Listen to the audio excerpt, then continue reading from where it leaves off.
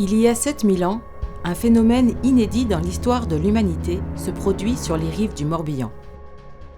Alors que vivaient encore là, il y a peu, des sociétés de chasseurs mésolithiques, des groupes d'un genre nouveau se lancent dans la construction de grandes architectures de pierre. Pour la première fois, avec ces milliers de tombeaux et de pierres dressées, des sociétés vivant de l'agriculture et de l'élevage vont modifier radicalement le paysage à grande échelle.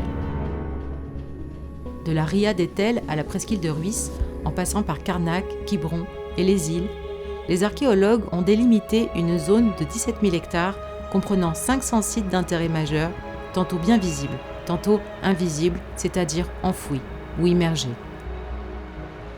Ce territoire est parmi les plus riches au monde en monuments dits mégalithiques. Cet essor architectural dure 2 millénaires, pendant lesquels le territoire se couvre de milliers de stèles et de tombeaux. Ce phénomène sans équivalent donne au paysage une identité singulière, témoignant de l'expérience inédite vécue par les sociétés néolithiques sur ce littoral il y a 7000 ans.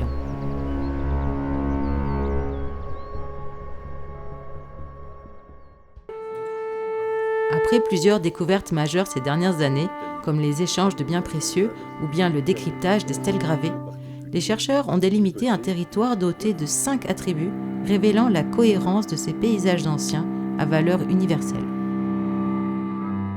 On a cherché quelques grandes catégories d'objets, quelques grandes catégories de données archéologiques. La première famille, ce sont bien entendu les stèles, soit quand elles sont isolées, mais elles sont rarement isolées, soit quand elles sont agencées en ligne, ce qu'on appelle les barres de stèles, et qui plus est quand ces barres de stèles sont démultipliées jusqu'à 12 ou 13 fois dans le secteur carnacois, mais jusqu'à une vingtaine dans le secteur de Quiberon.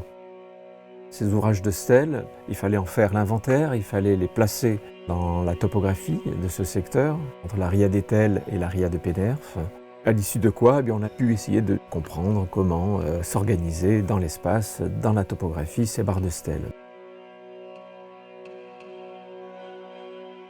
La deuxième grande famille de données, c'est bien entendu ce qui fait la caractéristique de ce secteur, c'est cette composante funéraire. Qu'il s'agisse des cistes, c'est-à-dire des tombes individuelles sous tertre, circulaires, tertre allongé, ou qu'il s'agisse des tombes à couloirs, qui sont un autre type d'architecture funéraire. Il a fallu en faire là encore un inventaire. C'est donc notre deuxième attribut en termes UNESCO.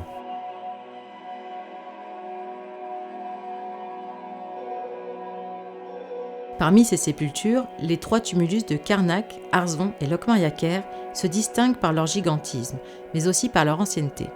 Aux origines du phénomène mégalithique européen, ils ont été construits entre 4700 et 4500 avant notre ère. Ces vénérables édifices témoignent d'un moment décisif dans l'histoire des sociétés néolithiques. Cette histoire se raconte en détail sur les stèles gravées, autre attribut majeur du territoire. Le troisième ensemble, c'est la dimension symbolique, l'art pariétal ou l'art rupestre, qui conjugue les stèles et les tombes parce que souvent ces tombes contiennent d'anciennes stèles gravées. Ces représentations nous donnent un accès direct à la pensée avec toutes les composantes que l'on peut imaginer, qu'elles soient poétiques, de l'ordre du récit, de l'allégorie, etc. Donc c'est vraiment très très intéressant de pouvoir décrypter ces gravures. On arrive ainsi sur le quatrième attribut, qui sont les dépositions. Ce sont des haches, des lames polies, dans des matériaux rares et précieux, comme le jade, comme les fibrolites. Ce sont parfois aussi des perles ou des pendeloques, dans des matériaux tout aussi lointains d'origine, comme la varicite, la turquoise, qui nous viennent ou d'Andalousie ou du nord-ouest de l'Espagne. Ces objets vont être disposés loin du corps, mis en scène, parfois même à l'extérieur de la tombe, ou alors dans des points aussi névralgiques du paysage. Dès lors qu'on avait compris qu'ils étaient immergés ou enterrés dans des secteurs très importants pour comprendre l'espace de conception architecturale, alors ces objets devenaient prioritaires dans notre compréhension du modèle. Et enfin, pour globaliser l'ensemble, il y a cette composante maritime, ce paysage de littoral qui est important, puisque si l'on prend le secteur le plus classique, entre Erdéven et Carnac, on s'est rendu compte que ce qu'on appelait plateau est en réalité une dépression qui est encore humide aujourd'hui, qu'il l'était au néolithique. L'eau a du mal à circuler. Les ruisseaux sont d'ailleurs très peu importants, mais tous ces ruisseaux ont bien entendu des exutoires sur la mer, du côté de la Grande Mer avec les plages d'Erdéven, de Bels, de Plouarnel, ou bien côté baie de Quiberon, côté Petite Mer, côté Morbihan. Et là on s'est rendu compte qu'en fait que des grands ouvrages de stèles s'implantaient sur des zones de transition, de passage entre des bassins versants. Donc il y avait comme une espèce de ceinture qui englobait donc cette dépression humide à l'intérieur de laquelle s'était implanté un nombre considérable de tombes et que qui plus est, les dépositions du jade ou de la varicite verrouillaient en quelque sorte toutes les entrées d'eau vers cette zone centrale. Aux côtés de cette zone centrale, les archéologues ont identifié 3 autres aires géographiques où les différents attributs sont en relation les uns avec les autres, révélant la conception originale du paysage des néolithiques. L'aire numéro 2 englobe la presqu'île de Quiberon et le bassin du Kerboulevin, ceinturé par un grand alignement de menhirs descendant jusqu'à la plage. À quelques mètres du rivage, des haches en jade ont été découvertes sous l'eau. Plus loin, les archéologues ont trouvé d'autres grandes stèles prolongeant l'alignement beaucoup plus loin qu'on ne le pensait. Encore ignoré il y a peu, cet ouvrage rivalise par son ampleur avec les alignements de Carnac. Ce périmètre identifié comme potentielle réserve archéologique promet de belles découvertes futures. Mais c'est probablement le golfe du Morbihan qui recèle les plus profonds mystères.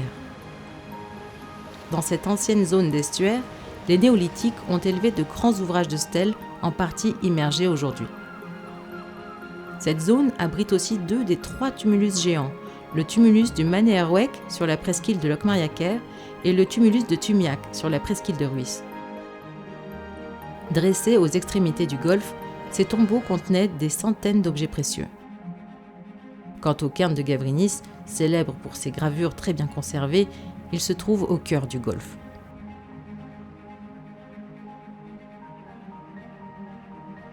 Une 4e aire située au confluent des rivières du Bonneau et d'Auray conjugue tous les éléments caractéristiques d'un paysage de mégalithes. 2 grandes sépultures coudées, faites de stèles gravées, sont implantées au passage le plus étroit entre les rives. Quel message les néolithiques nous ont-ils laissé en façonnant ces paysages il y a bientôt 7000 ans ?